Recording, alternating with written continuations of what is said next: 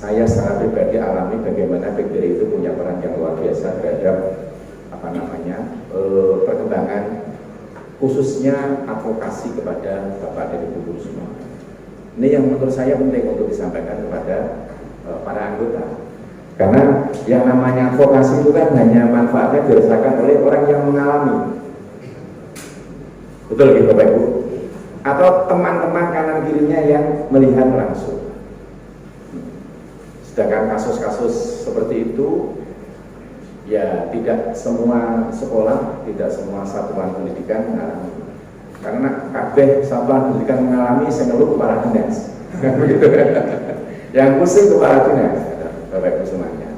Uangnya 1-2 tempat saja itu bikin pusing. Apalagi kalau semua tempat mengalami. Dampaknya kalau tidak semua mengalami, di lokasi-lokasi yang anggota tidak ada peristiwa yang butuh advokasi, itu merasa bahwa PGRI tidak hadir,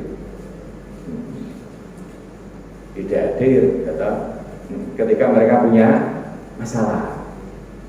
Nah masalah sendiri yuk, kontrolin nenengan koyo YKLBI kon turun tangan kan yuk. Tidak perlu ya Pak Heri ya, kan? Jadi tentu advokasi PGRI hadir ketika persoalan itu memang layak untuk diadvokasi. Waktu saya masih sangat muda waktu itu, ya kan yang pernah muda Pak Heri ya, Pak Heri pasti perso dan Ibu Bapak yang saya hormati, saat ini melanjutkan tadi diskusi di ruang transit. Sebagian pengurus kita adalah generasi X. Saya generasi X. Generasi X itu generasi peralihan. Generasi peralihan dari generasi analog ke generasi digital. Jadi karakternya beda. Dan sebagian besar anggota kita adalah generasi Y atau kita menyebut dengan generasi milenial. Secara karakter, kelahiran fase generasi milenial dan generasi X tentu berbeda.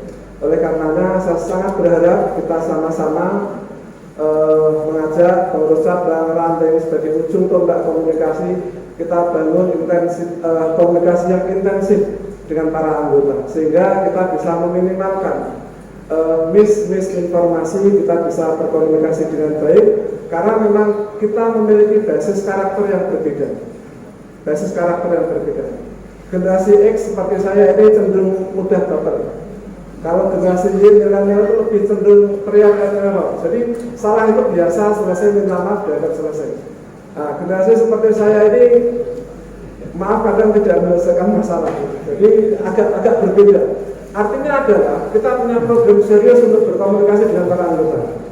Oleh karenanya di salah satu program kerja nanti kalau kita sepakat, kita juga akan silaturahmi roadshow ke seluruh cabang. Kita akan undang para anggota baru untuk mendengarkan. Tidak mengurangi makna konferensi ini nih. Saya berharap nanti setelah ini juga ditindaklanjuti oleh cabang ke ranting dan ke anggota. Ada mekanisme distribusi informasi, bahwa Kota Semarang masalahnya begitu banyak sebenarnya, begitu beragam.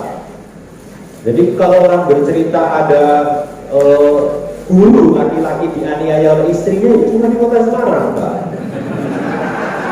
Itu serius itu, apa maksudnya? Sampai ada seorang guru melaporkan istrinya dianiaya, saya kaget itu. Saya bilang, memang istrimu sebesar apa? Saudara gitu. Iya. Tetapi Kota Semarang ciri kota yang selalu bisa menyelesaikan kasus hukum, tidak harus sampai katakanlah terlalu jauh. Itu luar biasa menurut saya. Saya masih ingat lah mulai sebelum Pak Bunyamin lah katakanlah kasus di SMP depannya. Wah ngeri itu Pak, gimana sih melaporkan dosen? Oh gue wah saya lebih kira-kira 32 ya, lebih ini lagi karena apa? Karena teman-teman dari asosiasi BK itu Abdul langsung menyalah-nyalahkan gurunya. Wah ini panjang ini urusannya. Gue kira lagi rame-ramenya medsos Pak, mulai setelah reformasi kan waktu itu lagi apa gue rame. Luar biasa ini, sampai kepala dinasnya akhirnya Pak Sriyo gitu, kepala dinasnya. Tapi saya waktu itu masih di NKB adalah Pak Sabto, sudah datangi di sana di sekolah itu. Kok bisa kejadian seperti itu? Anak-anak sekarang itu kadang-kadang kalau lapor ke orang tua dilebih-lebihkan. Itu yang membuat orang tua kadang-kadang juga lepas kontrol. Ya memang anaknya kebangetan gitu loh. Ini rada saru ya, tapi biar kan di forum ini saya ceritakan. Coba kalau saya nggak tahu sekarang masih ada buku saku enggak? Anak-anak dulu ada buku saku itu. Lagi diajar itu dia kok sibuk kayak nulis itu di buku itu. Didatangi itu gambar gurunya itu loh. Dan saru kalimatnya Pak. Siapa guru perempuan apalagi Bondone Muari BK gitu. Digambar ditulis kalimat yang saru gitu, kurang gemes itu gimana Pak? Kamu ya, cuma kan bu guru lah kayak apa toh nesune. Kalau balik kamu kurang ajar dengan begitu. Tapi akhirnya apa? Dia mau mencari teman gurunya itu. Akhirnya anak itu ditarik, ayo kamu ikut bu guru gitu, dibawa ke satu ruangan yang di situ ada guru olahraga. Lalu diajak ke ruang yang memang mungkin dipakai lah untuk bimbingan.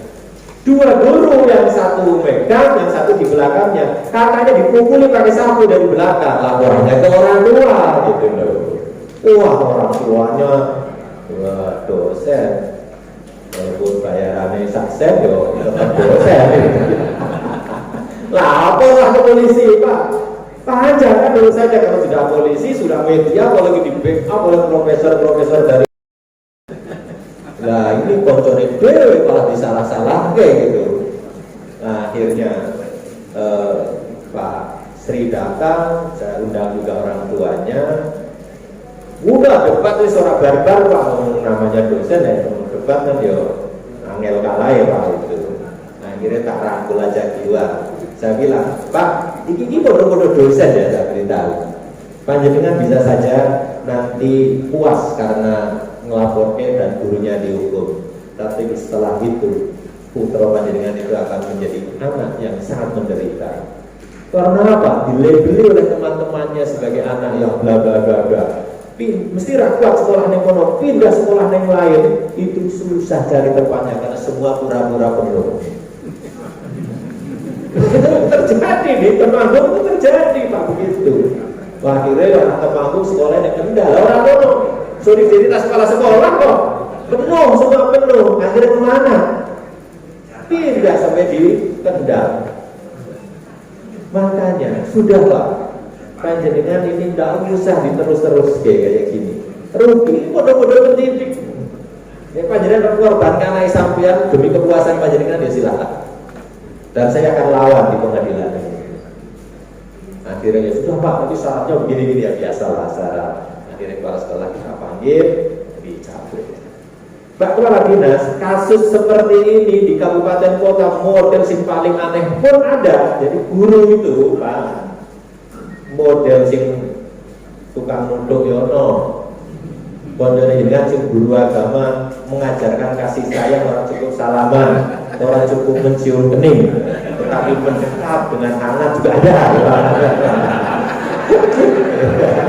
Ya, guru olahraga sing lagi mungkin masalah di rumah gitu ya. Akhirnya kalau merokok bocah kon keliling esuk-esuk 100 putaran, pingsan lah Pak itu. macam-macam sudah. Kalau urusan guru cerai selingkuh, nggak usah dicerita, ya. Itu. Iya, tapi saya ke teman-teman sampaikan bahwa Jawa Tengah nggak caranya kalau kasus seperti itu nggak ada dirame-ramekke, nggak ada diviralkan. Karena apa? Itu cerita memalukan bagi guru. Tapi kalau menyelesaikan, Pak Kepala Dinas belum pernah jadi kepala sekolah, kita bisa bantu. Dan saya memang apresiasi, itu yang membedakan polisi Kota Semarang dengan polisi di tempat lain, Pak. Menurut saya memang polisi di Kota Semarang rata-rata sudah pernah ada proses leveling. Memang mungkin orang-orang yang punya level lebih baik, sehingga penyelesaian ya Pak Sabto selalu bisa selesai.